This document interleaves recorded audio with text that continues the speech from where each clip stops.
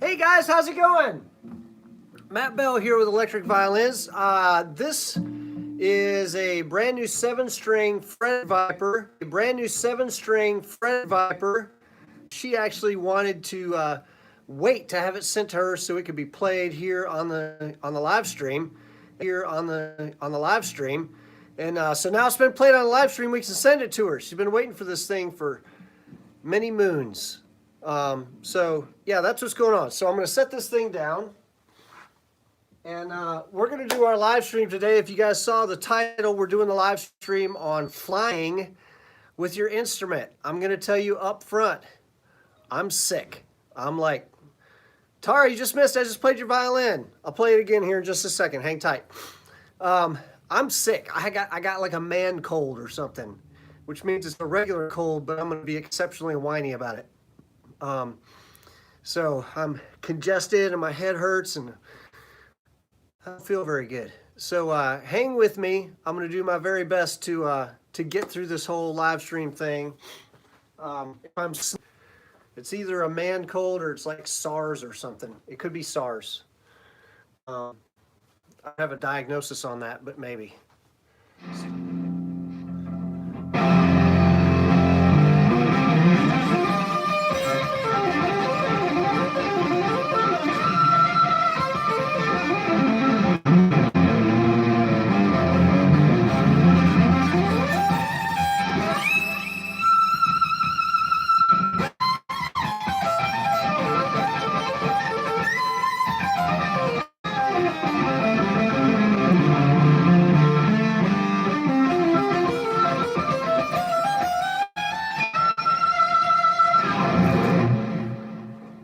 So here it is, yeah. So that was that's the second little shreddy bits that didn't mean anything. So yes. Anyway, flying with your instrument. This is a topic we get a lot. Of questions about. It turns out apparently that more and more of you guys are flying to gigs. That's awesome, right? It means we're getting booked for good stuff. I will say that modern air travel is a gigantic pain in the butt. It's really, really, every time I fly, I think, man, there's no way that they could make this more of a pain in the butt than it already is. And every time I'm wrong. Flying is such a pain. However, that being said, a lot of us play instruments that were made before air travel was a thing. My acoustic violin was made in the 1800s. The first flight was in 1903. So when my instrument was made, if I had told the original owner that, hey, I can play a show in New York today and I can play a show in London tomorrow, he'd be like, no, you really can't. So yes, it's a rich people problem, no doubt. It's a 21st century problem, no doubt. But it's, rich people problems are still problems, okay? So how do we manage this whole thing about flying with our instruments, 21st century? How do we manage this, right? I mean, this is how a lot of us make our living. It's what we got to do. So most of my experience, I will say this, most of my experience is in the U.S. and with a violin. Okay, I'm not a cellist. I have not had to fly with a cello. I have not done a ton of international travel with my instrument. I've done some international travel with my instrument, not nearly as many as some. So I do have some friends that are probably going to chime in here today who've done more international travel than me. I have also polled some people on my Facebook page. I asked a bunch of people, hey, do you have anything you want to weigh in on this? and the comments went. So yes, a lot of people had things they wanted to weigh in on. So sorry, there's the first big coughing break. If you think about it, there's two ways to get your instrument onto the airplane, right? You can carry it on, or you can check it. And I know some of you just like had a seizure when I talk about checking your instrument. It turns out that you can check your instrument. I used to check my Viper all the time. Pre 9/11, I had a big ATA flight case. ATA is a designation for the type of case. It's a specification. There we go. That's the word I was looking for. My mucus-addled brain.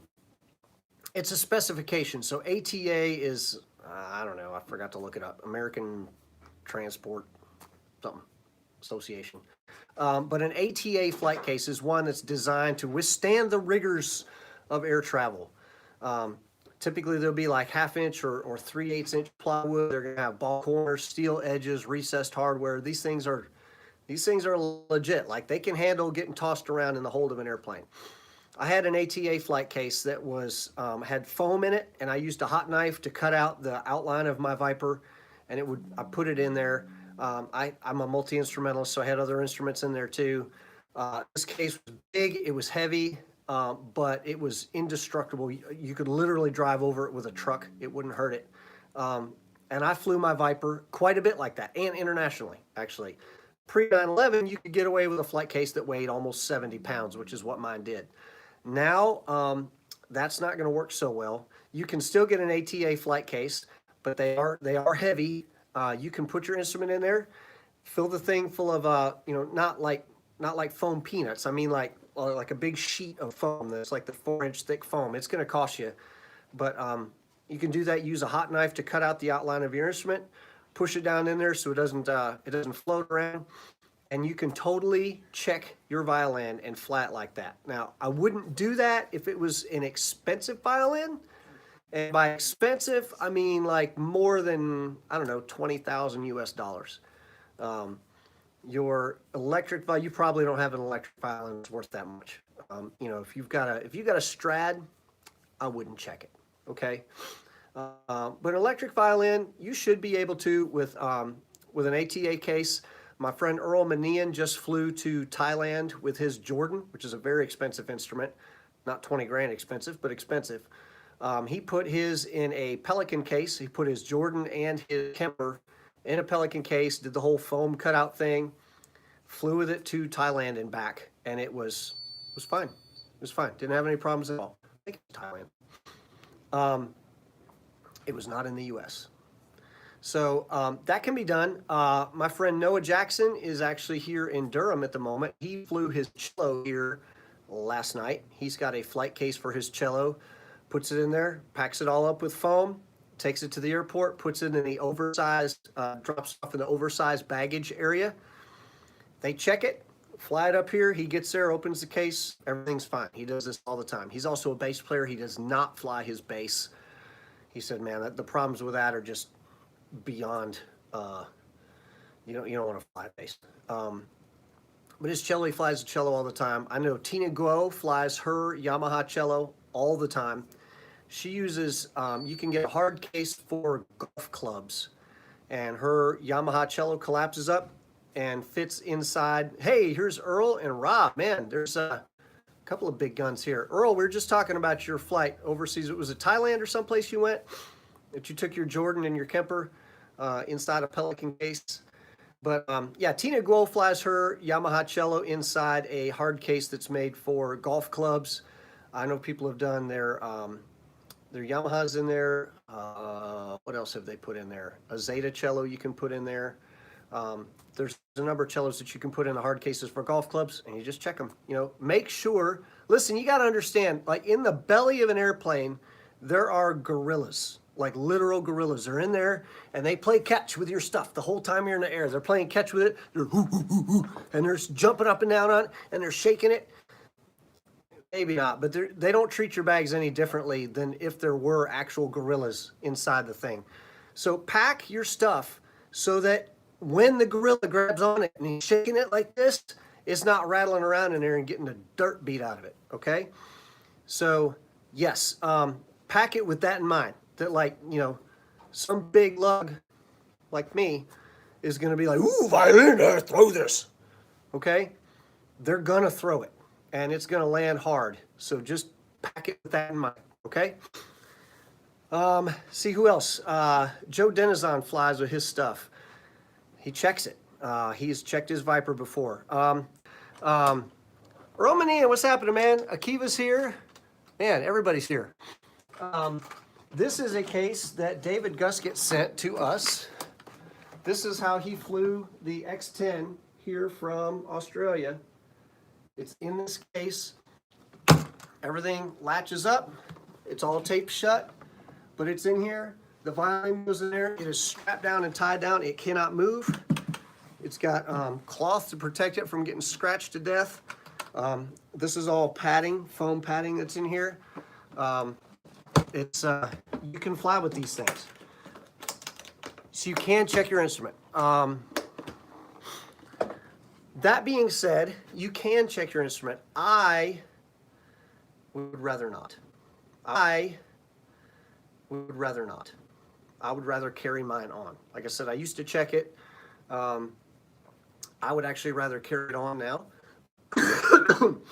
And, oh, yeah, my friend Kyle Pudens also said the key when you're checking stuff, the magic number is 49.5 pounds. You go up to 49.5 pounds, don't go over. You don't want to be taking stuff out of there. So, yeah, 49.5 pounds. Get a scale. Figure this stuff out. Make sure that you're not over 50 pounds.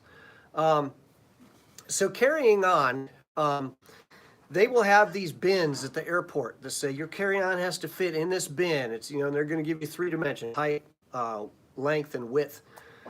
Your violin is going to be bigger than that. A violin is bigger than what they tell you your carry-on can be. However, U.S. law says that you can carry on a violin or viola or a guitar onto the airplane, even though it's oversized, assuming that it will fit in the overhead bin, okay?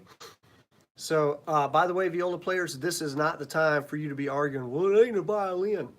For the purposes of getting on the airplane, just tell them it's a violin. They don't know what a viola is. Just tell them it's a violin. If you tell them, well, it's bigger than a violin, then they're going to be flipping out. So it's a violin. It's fine. It's a violin. It's going on the airplane with me. By the way, everybody thinks that you're a better player anyway, so there you go. So, yeah, just the violin can go in the overhead. And so here's the thing. You don't want to buy the ultra low bargain basement basic economy ticket. Don't do that. If you do, you're going to be the last one on the airplane. You're going to be in boarding group 7 or whatever. All the overhead space is going to be full, and you're going to be standing there going, I don't know what to do with my violin. There's no room for it. And they're going, well, we got to check it. And you go, no, it's not in a case. It's not going to survive. So pay a little bit extra. If you're carrying a several $1,000 instrument, pay the extra $100 to get on the plane a little bit sooner. You can do... hey, if you're a baller, fly first class, man. First class is the way to go. But sometimes there's a, what do they call, business class, or there's like an economy plus, you know, depending on what the airline is. There's always a way that you can get on the airplane not last. Okay, that's what you want. You don't want to get on the airplane last. You want to get on as early as you can. You're probably going to have to pay a little extra for that, but you know what? It's fine. And you pay a little bit extra. You're trying to protect this investment, this thing that's paying your bills for you. So do that. Just pay a little extra and get on early, okay? Cellists, you're probably going to have to, if you don't have an electric cello that can collapse, if you got an S cello that can actually go in the overhead, just tell them it's a stick guitar. They don't know. That'll fit in the overhead. If you have a regular cello, like the big wooden 1800s thing that people still play for some reason, you're going to have to buy a seat for that. I would not do that booking online. The advice I got from my cellist friends was do not do that online. Call them, tell them I need a seat for me and I need a seat for my cello, and I'm going to need written confirmation from you that this is what's happening, because sometimes flight attendants see this big thing and they freak out, okay? Yes, I have a ticket for this thing. Yes, it can go with me. No, it cannot go underneath. And yes, it's going to want a Bloody Mary because it's very thirsty. So make sure you do that on the phone. Make sure you get something in writing saying, yes, I can bring this cello with me on the airplane because, yeah. Again, the U.S. law, the one that says that you can carry your cello or your violin or your guitar on the airplane, is Section 403 of the FAA Modernization and Reform Act of 2012. I didn't memorize that. It's written right here. So the FAA Modernization and Reform Act of 2012, Section 403. There's a link on our Facebook page. You can print out that law and just carry it with you. Just stick it in your bag, carry it with you. The thing is, what you don't want to do is you don't want to be like getting up to the line and like waving the thing and the flight attendants, hey, look here, I can bring my violin. Just honestly, just be cool. Be cool, carry the violin in, act like I do this all the time. It ain't a big deal. Just act like you belong there. Walk onto the plane. Don't make a big stink out of it. You know, if you don't have a place to put the violin, sometimes you can ask the person who's sitting next to you, like, hey, you seem nice. I've got my violin with me, and this thing is super, super fragile. Would it be okay if I moved a couple bags around so this will fit up top? Would that be okay? They'll usually let you.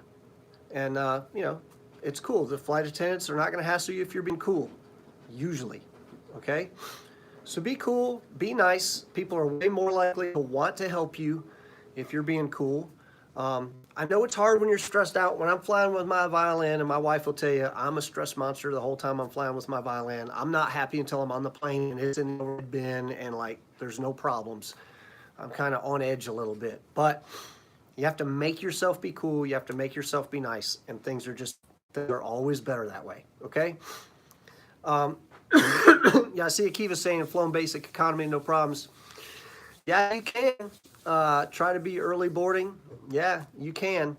I'm a lot happier if I have paid to upgrade at least a little, maybe $100 a little bit to not be the last one on the airplane. It's just way more stressful than that. I mean, think if your violin got wrecked. And somebody said, hey, for $100 I can fix it. You'd be like, yes, for $100 please fix it. Well, pay that $100 ahead of time, and then you won't have to worry about your violin being wrecked. For flying outside the U.S., I know we have tons of friends that are outside the U.S. I have not done a ton of international travel with my violin, maybe a dozen trips, no more. 3D Various, the people who make the 3D Various violin, you can go to their website. It's 3D- or minus Various, Varius. Their blog is incredible. Assume if you're listening to me, you speak English. They do have an English language side to their website. If you can read French, their blog posts, they write them in French and then translate to English the best they can. Their English is pretty good, honestly. But if you'll stay on the French side of their website, there's way more detail. They have a blog post on flying with your violin. The one that's in French they talk about all of the airlines that they've dealt with, all of the experiences that they've had, and all the tips and tricks that they have figured out throughout the year because they fly everywhere. The 3D Various people are all over the planet. So board the back of the plane first. Not in the U.S. they don't. Yeah, maybe overseas they do. They definitely don't board the back of the plane first in the U.S. Yeah, flying outside the U.S., check 3D Various's website. There, and we have a link up. You'll see a post that I did yesterday, I think, on the Electric Violin Shop Facebook page, and it's a picture of a smashed violin, and there's 10,000 comments underneath there. In one of those comments is a link to the 3D Various blog post on traveling internationally with your violin. It's an outstanding article. Read that. And if you can read in French, if you read the French version of that, it's got even more detail than the English version. So that's the instrument. You can check it or you can carry it on. If you're a cellist and you want to carry it on, you're probably going to have to buy a seat for it. If you're a violinist, get a small case, do the best you can to make sure it goes in the overhead Be cool, get on the airplane as soon as you can, because the law in the US is that if it fits in the overhead, it can go, even though technically it's too big to be a carry-on. Overseas, I mean, there's a couple of hundred countries in the world. I don't have experience with all those countries. Sort of do your best. Try to do some due diligence. Ask around on Facebook for people like Akiva, who flies internationally all the time. Kike Navarro flies internationally all the time. You can probably ask him. A guy named Violin is really good with that. Earl Manian travels internationally a lot. Joe Denizon does. So there's a lot of folks that travel internationally, a lot more than I do. Okay. All right, that's coughing break. We'll call it two. All right. However, most of us are electric players, right? If you're watching me, you probably play electric violin. And it's not just the instrument that you're trying to travel with. You're trying to travel with pedal boards and amps and all that kind of stuff too. So, how do we do that? Your pedal board can go in your checked luggage. They are called stomp boxes for a reason. I'm a 200-pound guy. I'm stomping on mine all the time. If a 200-pound nut can stomp on it, it can go in checked luggage, okay? My advice to you is if you got 6 or 8 pedals and they're all wired together and they're all, zip tied to your little metal rack, pedal board thing, take all of that apart. I know it's a pain in the butt. I get it. But take it all apart. I would rather you take it apart than TSA take it apart, because those guys, don't get me started on TSA. You think gorillas are destructive. You want something broken, you give it to TSA. Broken or stolen. So take it all apart. Take apart all the zip ties. Take apart all the work that you've done to get this thing looking neat. Take it apart, because they are going to go through it. So just wrap up each pedal, stick it in a sock or something, get it in your check luggage, and then if you've got a bunch of loose space in your check luggage, if you're like me and you travel light and your suitcase is not full, then fill it up. You can use foam or you can use a pillow, something that's light, but something that's going to take up that space so you don't have stuff banging around inside. Remember the gorillas, the hold of the airplane? They're really there. So pack all that stuff up the best you can. Get a pillow or something in there. Pack it up nice. Even if you want to make some foam cutouts or something, you can do that. Then when you get to your destination, you can put your pedal board all back together. It might help you to take a picture of your pedal board before you disassemble everything, so you can remember how it's all wired up in case that's not a thing that's fresh in your memory. In fact, that's not a bad idea at all. Before you disassemble your pedal board, take a picture of it on your phone. Then you'll remember, oh gosh, I can't remember if I had my chorus pedal here or here. Where's my tuner? You think you remember that stuff. Sometimes you don't. So yeah, take a picture. Then you can wire it all back up again when you get there. Plus, you never know if one of them TSA monkeys steals your tuner. At least you got some sort of proof that, hey, I used to have a tuner. I don't know. Ask the guy downstairs who thinks he's in a band. He's probably got it on his pedal board. So yeah, have a picture of it. Can you tell I've been stolen from by TSA before? Get all that stuff apart.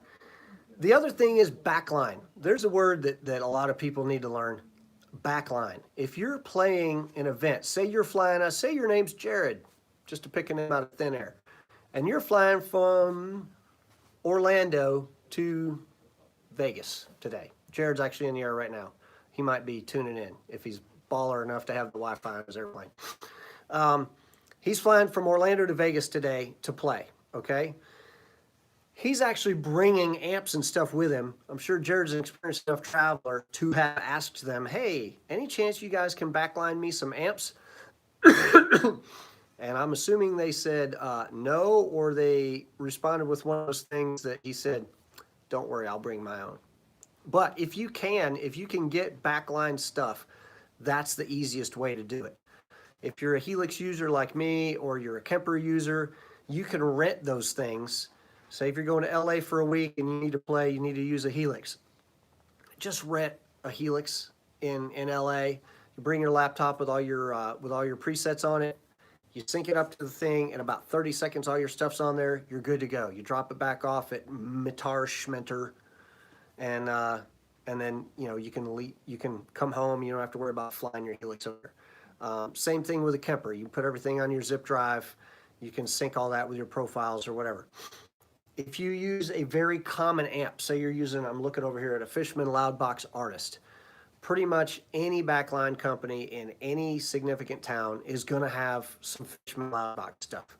If that works for you, if it's good enough, just ask them to backline it, and you can have that there for you. If you must fly your gear with you, I do Mark Wood's camp in Kansas every year, and there's no place to get backline gear in Olathe, Kansas. I take my Bose S1 Pro with me.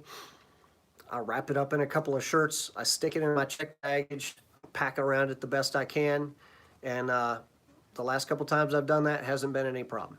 On my pedals, again, I take them all apart, wrap them up in socks. If you want to keep the TSA guys out of there, maybe you wrap it up in your dirty underwear bag or something. It's not going to work. But you can try. At least they've been punished for their impudence. So yeah, so you can pack stuff up the best you can in your checked luggage. Keep it under 50 pounds. That just makes life a lot easier. Shauna Tucker, our staff cellist, has an amp that she really likes. She likes the Henriksen Bud amp. That's on our website if you want one of these and you've got a lot of money, because they're expensive. It actually fits underneath the airline seat in front of her. So if she's flying, say she's just doing a one-off gig, she brings her NS cello, that's her carry-on, and then the Henriksen Bud is her personal item. It goes under the seat. The NS Design cellos, she rocks people's faces off, she gets paid, she flies home, okay? So think about something like a little small Henriksen Bud, which will actually fit under the seat in front of you. It's not a bad idea. Talking about flying amplifiers, even if you have a flight case for your amplifier, if it's a tube amp, maybe not the best idea, because you know what tubes do? They break. They come loose and they break. So if you've got, you know, a Fender twin reverb or something and you're wanting to fly that thing, I can't say that I think that's a good idea. But you know, whatever, it's your amp. I wouldn't fly tubes, but if you absolutely need to, I guess you do what you can. I did have a question from somebody. What if you get on the plane and they say, hey, we're not actually going to let you board. You know, the instrument, if it'll fit in the overhead, it can go, but it doesn't fit on the overhead. What should I do? Well, you gotta sort of know. I mean, you gotta know ahead of time what you're gonna do if they tell you that your instrument can't go on the airplane. What's up, Rob Flax? For me, I just know that if the instrument can't go on the airplane, then I'm not going on the airplane, because my Viper's not going underneath that plane. It isn't going to happen. It's not going under the plane. I don't have a flight case for it. It's a guarantee you're going to break it. I can't replace it in less than a year. I can't be able to work for a year because you guys couldn't find a place for my Viper. So I'm simply not going to get on the plane. Now, there are stages of what to do before you just throw your tantrum and say, all right, well, let me off. You can ask people, hey, I'm in a bit of a mess right now. I'm in a pickle. I got this violin and it won't fit in the overhead because everybody's got their underwear up there. Is anybody willing to let, hey, I'll put your bag underneath my seat if you'll let me put my violin in the overhead. And you can just ask and appeal to the kindness of strangers. Sometimes that works. If you've been real sweet to the flight attendant, if you get on, you're like, hey, hope you're having a good day. And then you discover there's no place to put your Viper. You can ask them nicely, hey, I know you guys have a closet in first class. Is there any chance that my violin can go in that closet, or if it can go in one of y'all's personal spaces, I'll be forever indebted to you. I'll play a song for your mom or something, you know, whatever. Sometimes they can help you with that. I have a friend whose violin, I don't want to out him because I don't know if he wants people to know this, but his violin has actually flown in the cockpit with the pilot on 2 separate occasions. Got into an airplane, they were like, hey, there's no place for your violin. He's like, well, here's the deal. It can't, it's a historic instrument. It can't really go underneath the airplane. Hey, I play for so-and-so. Are you guys like music? You know, maybe, is there any chance that this violin could go with the pilots? I know the pilots, they have the discretion to say, hey, we're willing to take something in the cabin, in the cockpit with us. And on 2 occasions, that's actually worked for him. His violin went into the cockpit with the pilots, He got to sit in his seat, eat his Biscoff crackers, and get to where he was going. Okay, so don't give up just because they say, hey, it can't go in the overhead. There's almost, unless somebody's just having a really bad day, and they're just like, no, you and your violin are persona non grata here. There's almost always a solution, and just be cool and try to figure this thing out. I know Rachel Barton Pine flies more than probably all of us put together, and I think on at least 2 different occasions they have wanted to put her violin under the airplane, and her violin is probably worth almost as much as the airplane. In both of those cases, she just said, no, this Del Jesu cannot go underneath the airplane. It's not going to happen. And she has had to spend the night in an airport, sleeping on a bench with her violin, and she just got to her destination a day late because, we just, a violin from the 1700s, we're just not going to sacrifice that to the baggage gods. We're not going to do it. So you just have to know ahead of time that if they don't let you board with your violin, you have to know what you're going to do. So you always knew that it was a possibility. Get onto the airplane. Now, this being said, I've probably flown with mine 100 times and have never been denied boarding to the airplane. Rachel's probably flown a couple thousand times. She's been denied boarding a couple times. It happens. But just know what you're going to do, okay? A couple of tips for carry-on. Less stuff is better, okay? I know you get a carry-on and a personal item, right? But if you've got your violin case and you've got like this big overflowing bag with licorice sticks coming out of it and chargers and like a kid's baby bottle and all that, and you're like overflowing with one bag and you've got your violin with you, you're drawing attention to yourself. And what we're trying to do is trying to not draw attention to ourselves. We're trying to sort of fly under the radar here, okay? Don't show up with some big overflowing bag and your violin. That's just, A, it's rude to the other people on board the airplane. B, you're asking for trouble.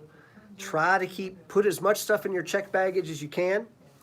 Just keep it simple. Violin, maybe a book or case of beer or something, whatever you're going to bring on the airplane with you, but just keep it simple. Violin, maybe one other small thing, okay? That's going to make it easier.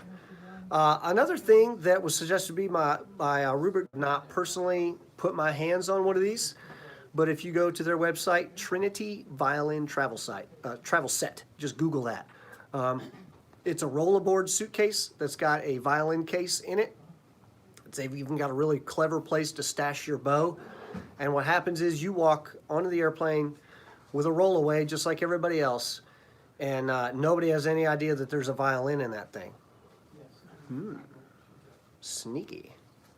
So that helped me bargain for some overhead space. That's right. If I had a case of beer on there, I could be like, hey, how about we just throw your dirty underwear out on the tarmac and you can have this beer, and then put my violin in the overhead.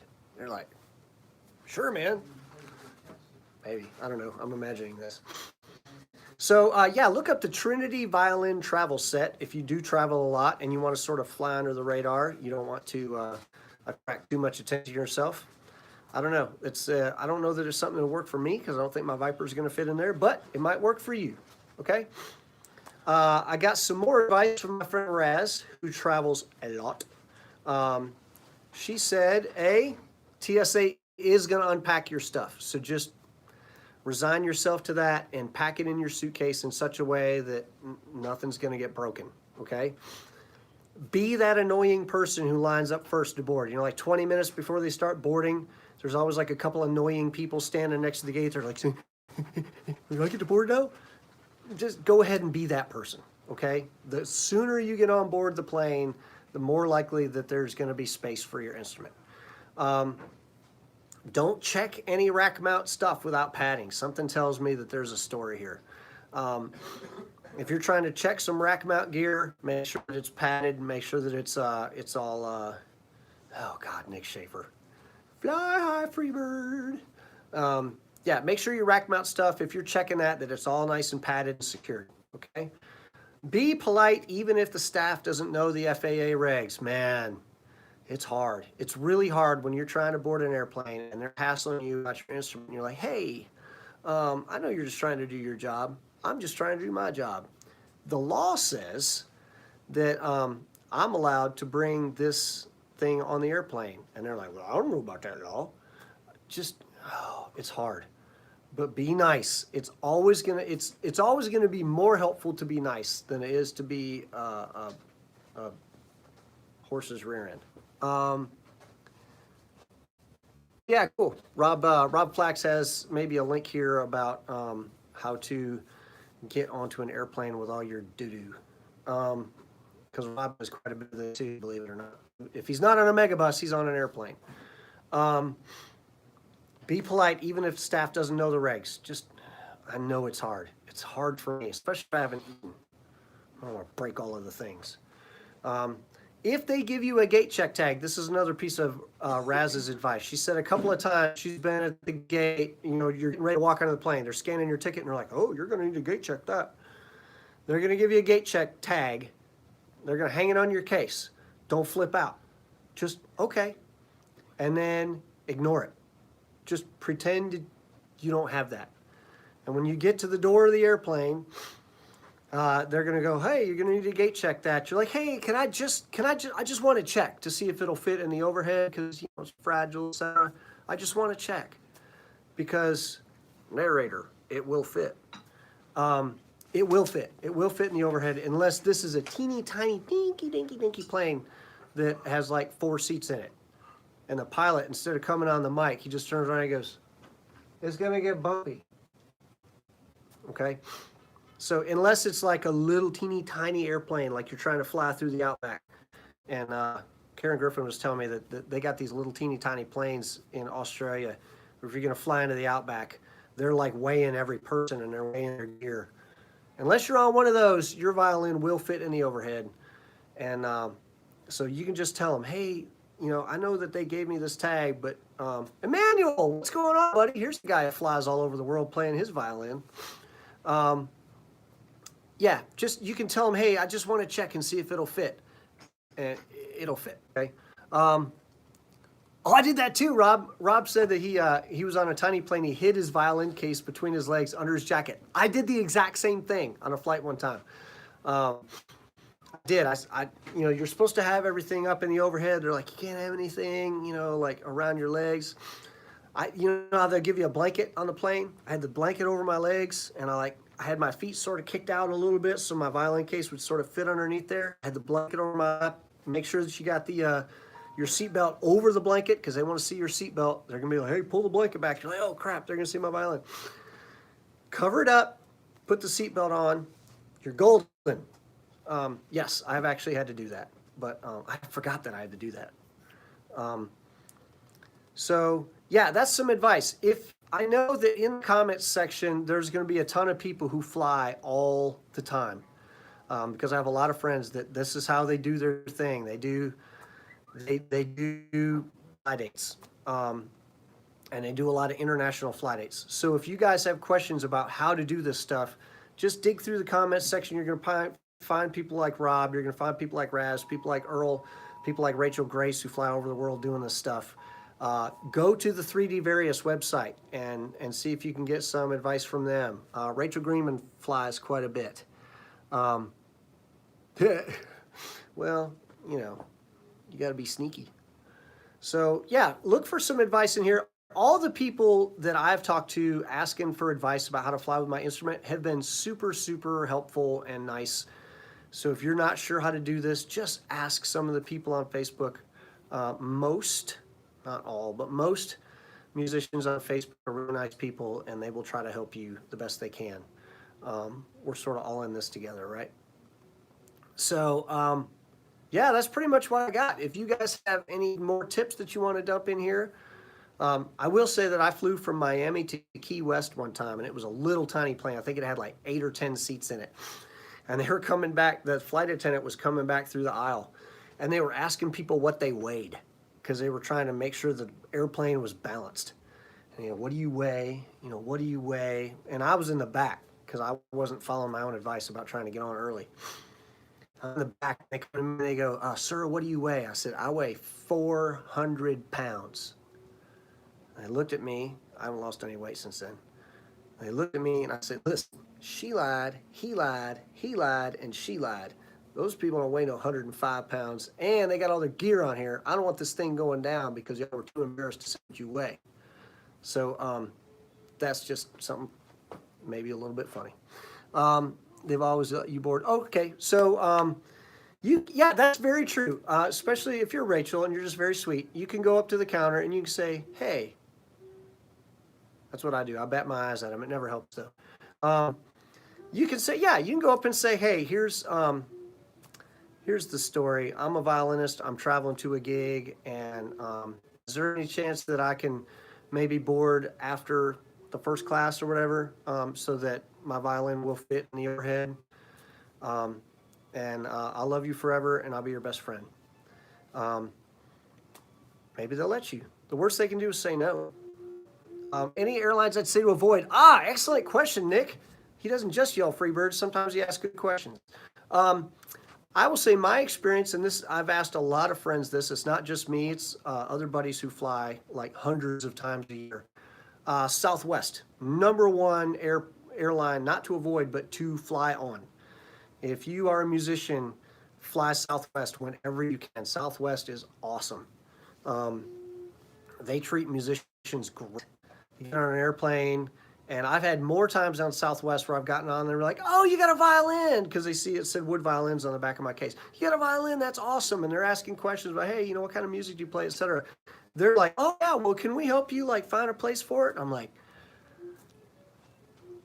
sure. So yeah, Southwest is fantastic. I've had good luck with Delta. I have good luck with American. United, less. I've had less good luck with United, although the last time I flew United was not bad at all. But the few times I had flown United before that, every employee of that airlines must have had an incredibly bad life before that, because they were the grumpiest, most obnoxious people I had ever dealt with. United, those people were so obnoxious. And like, I'm trying to be nice. I'm like, hey, hope you're having a good day today. And get on your seat. Okay, well, I changed my mind. I hope you're having a terrible day. Yeah, this is a thing too that United breaks guitars. I don't know if you guys have seen that video. It's an incredible video. It's great. It's on YouTube. Go look up United breaks guitars. This guy was flying with his Taylor guitar, and I know it's a Taylor guitar because he said so in the video. He was flying with a Taylor guitar. They made him check it. They broke it. He filed a claim. They denied the claim. He goes, well, I'm a musician, so guess what? You're hosed. So he wrote an incredibly catchy song, United Breaks Guitars, and filmed a hysterical video for this. It went viral. It's been seen like tens of millions of times. United, I think, actually offered him a lot of money to take this video down. He said, no, I'm leaving it up. And actually, I think now his job is that he flies around the country and he gives seminars on how to use social media to get companies to give you good customer service. Because he totally hosed United. And I'm sure that because of that video has cost United millions and millions of dollars. Their best bet would have been to buy him the nicest guitar that's ever made, and they would have come out ahead on that deal. So yeah, watch the video United Breaks Guitars, and then you can decide who you want to fly with. Maybe United. Maybe you like flying on United. Maybe you like working with grumpy people. Oh yes, excellent point, Rob Flax. The ultra discount airlines, I avoid those guys anyway, but like Spirit Airline, JetBlue, what are some of the other hyper discount airplanes where they treat you like livestock? Don't take your instrument on those airplanes. By the time they're done with you, it would have been cheaper to fly first class on United or something, and deal with the grumpy employees. yeah, don't just, oh my God, don't use Spirit, don't use JetBlue, don't use any of the hyper discount companies. That's, God, it's an awful experience anyway. But if you've got an instrument on there, they're going to make you regret having chosen that airline. Um, I'm sure some of these leaders are going to call me, but you know, whatever. Yeah, that's the advice I've got. You guys, please look in the comments section. As you can see here, especially on the Facebook side. YouTube's over here. What's up, YouTube? Facebook's over here. Look in the comments section on the Facebook side, and you're going to see a ton of super experienced travelers. Will have a bunch of advice for you. I've done quite a bit of this, but not nearly as much as some of these other people. So take their advice. I don't know, it's free advice. It's probably worth more than what you paid for it, but yes. I'm trying to think what's going on next week. If I have not died of the bird flu or whatever it is that I have, then I will be back. I think we have a new instrument here, an instrument that, unless you follow on Instagram, you probably have not seen this instrument yet. You certainly haven't seen it in this shop. It's an ETJ instrument that came in from France. It came in from France. It's a really, really cool instrument. It's beautiful. It's a stunningly beautiful instrument made out of some kind of wood that I can't pronounce, but I will learn how to pronounce this piece of wood before next week. It's got magnetic pickups, not piezo pickups. For some people, that's a big deal. I happen to like piezo pickups, but there's some people that are like, dude, when I hear piezo, I'm done. I can't even. They're unable to even. Oh yeah, Rob, come on, man. You got a separate room and you come to my house, so I won't get you sick. Yeah, we're going to be talking about, I don't know if we'll do the entire live stream on the ETJ violin next week, but I think we will introduce you guys to the instrument. It's a high-end violin. We're talking like approaching $5,000. It's a very, very nice instrument. It is certainly not competing with Yamaha YEV. So it's a high-end instrument. It's really, really beautiful. It's super, super cool. It's really lightweight. I couldn't believe when I pulled it out of the case, I went to pick it up and I'm like, ooh, that was way lighter than I thought it would be. It's pretty. It sounds good, especially if you're a mag pickup kind of person. You're going to like that. And yeah, so we'll talk about that next week. I think there are maybe a couple people who may be swinging by the shop in the next couple weeks that I don't know if we won't do like a Wednesday live stream with these folks, but we may do like an impromptu thing on Instagram. There's some really cool people coming through town. So just, if you haven't followed us on Instagram, please follow us on Instagram and just hold that phone out in front of you all day long. Leave it on the Electric Violin Shop page. And sometimes you're going to see something pop up. You're like, whoa, they're live. Wait, I got to check out. And maybe you open it up and be some sort of celebrity in the shop. Somebody who's not Jamie. So he's famous. He is famous. He's a famous violin fixing wizard. Okay. All right, guys. I will see you. I won't see you. You'll see me maybe in a week. How's that? Adios. I'm trying to hit the button.